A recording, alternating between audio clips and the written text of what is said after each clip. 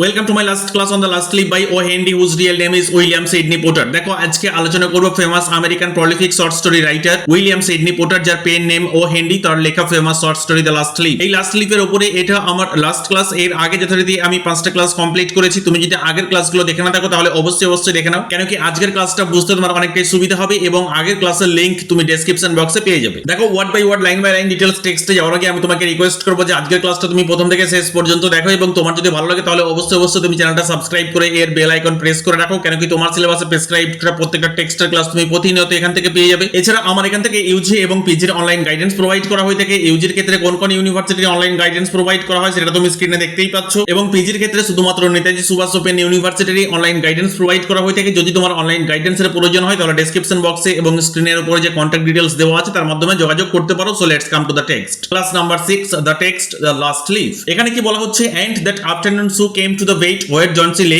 কন্টেন্টলি knitting a very blue and very useless woolen shoulder scrap. Actually আমরা last ক্লাসটা যেখানে শেষ করেছিলাম সেখানে আমরা কি দেখেছি, সেখানে আমরা দেখেছি যে নেক্সট ডে ডক্টর আসছেন এবং ডক্টর এসে সুকে কি বলছেন যে Johnsy is completely out of danger, এবং সে যতটুকু অসুস্থ আছে বা তার মধ্যে যতটুকু অসুস্থতা আছে সেটা খুব তাড়াতাড়ি সে রিকভার করতে পারবে যদি তাকে খুব সুন্দরভাবে বা ভালোভাবে একটু নারিশমেন্ট করা যায়। তো তাহলে এখানে কি দেখা যাচ্ছে, এখানে বলা হচ্ছে এন্ড দ্যাট আফটারনুন, এবং সেদিন বিকেল বেলায় সু কেম টু দ্য বেড, সু এলো জনসের বেডের কাছে, ওয়ার জনসি লে, যেখানে জনসি শুয়েছিল, এবং সে কি করছিল দেখো। অ্যাকচুয়ালি এখানে বলা হচ্ছে contentedly knitting a very blue and very useless woollen shoulder scrap. তুমি অবশ্যই কমেন্ট বক্সে কমেন্ট করে জানাবে যে এখানে কে হ্যাপিলি কি বুনছিল। এখানে নিট মিন্স হচ্ছে বুনন করা আমরা জানি, এন্ড কন্টেন্টেডলি মিন্স আমরা বলতে পারি হ্যাপিলি, হ্যাঁ না, ফিলিং হ্যাপিনেস। তাহলে কি বলা হচ্ছে contentedly knitting a very blue and very useless woollen shoulder scrap. আমরা এটা ভি বলতে পারি যে এই যে বলা হয়েছে উলেন শোল্ডার স্ক্র্যাপ, ওড়না টাইপের কোনো কিছু বা চাদর টাইপের কোনো কিছু সেটা বুনছিল। এখন কে বুনছিল এটা তুমি অবশ্যই কমেন্ট বক্সে কমেন্ট করে জানাবে।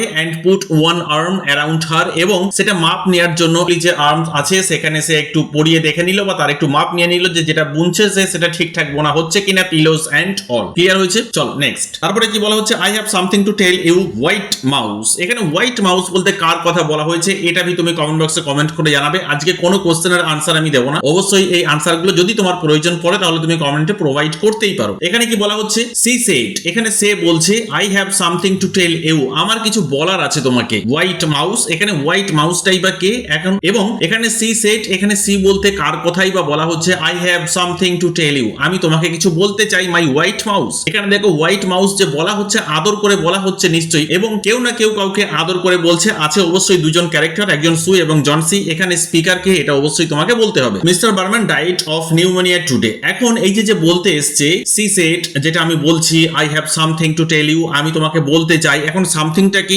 সামথিংটা হচ্ছে mister Behrman died of pneumonia today. Mister Behrman সে আজকেই নিউমোনিয়ায় মারা গেছেন ইন দা হসপিটাল, হসপিটালে মারা গেছেন। তার কারণ আমরা লাস্ট ক্লাসে জেনেছিলাম যে বার্মান সে হসপিটালে গেছে একটু নিজেকে কমফোর্ট ফিল করার জন্য। হি ওয়াজ ইল অনলি 2 days, মাত্র 2 দিন সে অসুস্থ ছিল।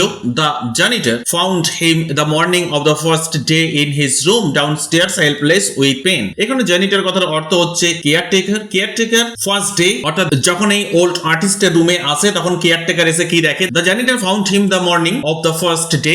জনিটর সে আসে, জনিটর মিন্স হচ্ছে কেয়ারটেকার, তাকে দেখতে পায়। এখানে হিম বলতে বার্মান, ওল্ড বার্মান। সকালবেলায় তাকে দেখতে পায় অফ দ্য ফার্স্ট ডে, এখানে ফার্স্ট ডে বলতে কোনটা, সেই যেদিন এখানে ওল্ড বার্মান আইভি লিফটা সে পেইন্ট করেছিল ঠিক তার পরের দিনই সকালবেলায় ইন হিজ রুম ডাউনস্টেয়ার, তার নিচে যেখানে থাকতো অ্যাকচুয়ালি হেল্পলেস উইথ পেন। এখানে জনিটর কি দেখে যে এই ওল্ড বার্মান সে যন্ত্রণায় ছটফট করছে এবং পুরোপুরি ভাবে হেল্পলেস, তার আর কোনো কিছু করার ক্ষমতা নেই। এই শুজ এন্ড ক্লোথিং ওয়েট, এখানে আমরা দেখতে পাচ্ছি যে বার্মান, যে ওল্ড বার্মান, সে সারা রাত ধরে বৃষ্টিতে ঝড়ে ভিজেছে এবং তার বেশ ঠান্ডা লেগে গেছে। তো এর প্রমাণ আমরা কিভাবে পাচ্ছি, এই শুজ এন্ড ক্লোথিং ওয়েট, তার জামা প্যান্ট এবং তার যে জুতো আছে পুরোপুরি ভাবে ভিজে আছে। থ্রো এন্ড আইসি কোল্ড, এবং বলা যেতে পারে একদম ঠান্ডায় ঠকঠক করছে ওল্ড বার্মান, সে ঠকঠক করে কাঁপছে, গোটা বডি তার ঠান্ডা হয়ে গেছে, কোল্ড হয়ে গেছে। দে কুড নট ইমাজিন, এখন তারা কোনোভাবেই সেটা ভাবতেই পারছে না, where he had been on such a dreadful night, এরকম দুর্যোগপূর্ণ একটা রাতে এই ওল্ড বার্মান সে সারা রাত কোথায় ছিল এটা তারা কোনোভাবেই কল্পনা করতে পারছে না, ভাবতে পারছে না যে কোথায় থাকতে পারে। ফাইনালি তারা এটা রিয়েলাইজ করলো, এন্ড দেন দে ফাউন্ড, তারা এটা কি দেখলো, এ ল্যান্টার্ন। ল্যান্টার্ন মিন্স হচ্ছে লণ্ঠন, আমরা যেটা জানি স্টিল লাইটেড, এখন পর্যন্ত জ্বলছে ওল্ড বার্মানের রুমে। যে লণ্ঠনটা নিয়ে সে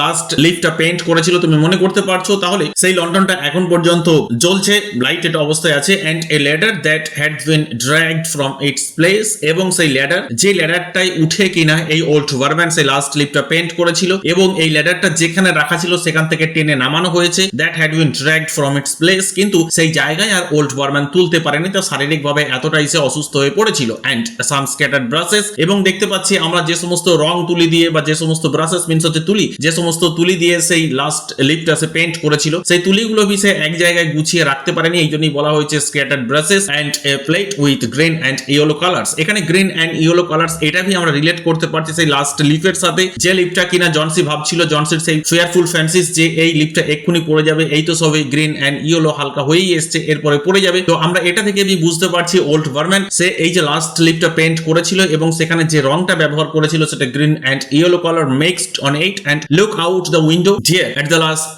ivy leaf on the wall. এবং দেখো কি দেখতে পাচ্ছ তুমি, ওই যে ওয়ালের উপরে যে লাস্ট লিফট আছে এটা তারা দেখতে পেল সেই জানালা থেকে। ক্লিয়ার? চল next. Did not you wonder, আচ্ছা তোমার কি অবাক লাগছে না Johnsy, why it never fluttered, যে কেন এটা কাঁপেনি, অর মুভড, কেন এটা নড়াচড়া করেনি, ওয়েন দ্য উইন্ড ব্লিউ, যে এত ভয়ঙ্কর পরিমাণে বাতাস বাইরে চলছে, এত ভয়ঙ্কর পরিমাণে দুর্যোগ বাইরে, তা সত্ত্বেও এই যে লাস্ট লিফ এটা কেন এতটুকু এর নড়নচড়ন দেখা যায়নি। আমরা জানি যে গাছে যে পাতা থাকে যখন বাতাস বয় তখন পাতারা একটু হালকা হলেও কম্পন করে, যখন দেখবে একদম পুরোপুরি ভাবে চারিদিকে নিস্তব্ধ হয়ে যায়, বাতাস থমকে যায়, তখনও দেখবে মগ ডালের যে পাতাটা আছে সেটাও হালকা দুলতে থাকে। তাহলে এখানে কি বলা হচ্ছে, ফ্লাটার্ড অর মুভ। যে জনসি তোমার এতটুকু মনে হচ্ছে না, সন্দেহ হয়নি, তুমি কি অবাক হওনি যে কেন ওই পাতাটা এতটুকু নড়ছে না? Darling, it is Behrman's masterpiece. তোমাকে এরপরে আমি বলেই ফেলি এটাই হচ্ছে বারম্যানস এর মাস্টারপিস, যেটা কিনা সেই দুর্যোগপূর্ণ রাতে বারম্যান তার রং তুলি দিয়ে এটা সৃষ্টি করেছিল। He painted it there the night that the last leaf fell. কখন করেছিল এটা? যখন সে দেখলো যে লাস্ট লিফটা পড়ে গেছে, এবং আমি তো বারম্যানকে কাহিনীটা শুনিয়েছিলাম যে ওই লাস্ট লিফটা পড়ে যাওয়ার সাথে সাথে তুমি জনসি তুমি এই পৃথিবী থেকে চলে যাবে, এটাই হচ্ছে তোমার ড্রেডফুল ফিয়ারফুল ফ্যান্সি। তো বারম্যান কি করলেন, ওল্ড বারম্যান উনি একজন আনফরচুনেট আর্টিস্ট, ফেলিওর আর্টিস্ট হয়েও উনি তোমার জীবনকে বাঁচিয়ে দিয়ে গেলেন, এবং তার বিনিময়ে উনি কি দিলেন, বিনিময়ে উনি নিজের জীবনকে উৎসর্গ করে দিলেন। হি পেইন্টেড ইট দিয়ার, ওই যে তুমি দেখতে পাচ্ছ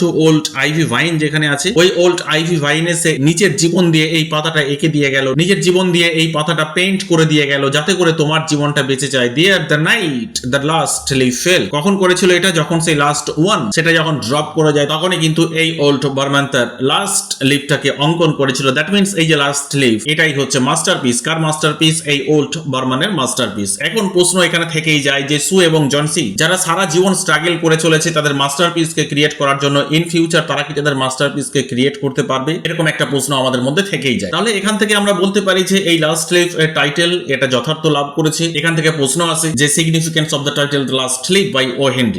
I think entire last leaf সম্পর্কে তোমার কোথাও কোনো রকম অসুবিধা নেই বা কোথাও কোনো রকম ডাউট নেই। যদি কোথাও কোনো রকম ডাউট থেকে থাকে তাহলে অবশ্যই তুমি কমেন্ট বক্সে কমেন্ট করে জানিও, আমি আমার নেক্সট ক্লাসে তোমার ডাউট ক্লিয়ার করার চেষ্টা করব। হ্যাঁ, এখানে একটা কথা বলে রাখি, অ্যাকচুয়ালি বাঁকুড়া ইউনিভার্সিটির ফার্স্ট সেমিস্টারের মেজর অ্যান্ড মাইনর পেপারসের যে সমস্ত টেক্সটগুলো আছে সেই সমস্ত টেক্সটগুলো আমার এখান থেকে পেয়ে যাবে, এবং তার জন্য তোমাকে যেটা করতে হবে সেটা তুমি অবশ্যই চ্যানেলটাকে সাবস্ক্রাইব করে এর বেল আইকন প্রেস করে রাখবে। তোমাদের অনেক করে বলা সত্ত্বেও দেখতে পাচ্ছি তোমরা কোনোভাবেই সাবস্ক্রাইব করছো না চ্যানেলটা। তার ফলে কি হয়, তার ফলে আমি নিজে অনেকটা ডিমোটিভেট হয়ে যাই। সুতরাং তোমাদের একটা সাবস্ক্রিপশনই আমাকে মোটিভেট করে তোলে, তোমাদের একটা কমেন্ট আমি অনেকটাই চেয়ারফুল ফিল করি, এবং প্রতিনিয়ত ক্লাস দেওয়ার জন্য যে কারেজ প্রয়োজন সেটা আমি গেইন করতে পারি। সুতরাং মাই রিকোয়েস্ট টু অল, অবশ্যই চ্যানেলটা সাবস্ক্রাইব করবে এবং এর বেল আইকন প্রেস করবে, এবং প্রত্যেকটা ক্লাসে অবশ্যই কমেন্ট করে জানাবে যে ক্লাস কেমন লাগছে। Thank you.